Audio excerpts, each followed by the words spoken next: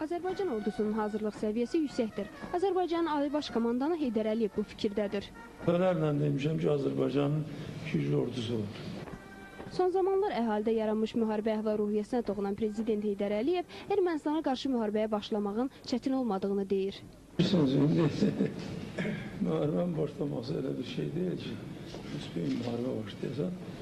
İndi təbliğat gedir, kim təbliğat aparır? Yani gördüm aynı televizyon planları bu arada çok təbliğat vardı. Var böyle təbliğat ama bunu bu kadar da şişirtmək lazım.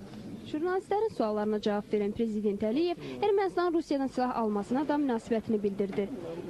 Rusiyanın silahlarının çoxundadır, Ermənistandadır da alıp satmağa ihtiyaç yok. Bir müqabilə imzaladılar Serj Sarkisyanla Ermənistan'da. Belədir, belə. Satır da, Rusiya indi hamıya satır. Bunu təzyiq kimi qiymətlə olar mı? Hə? Bunu təzyiq kimi qiymətlə olar mı? Burada öyle bir şey yoktu indi. Rusiya hamıya silah satır.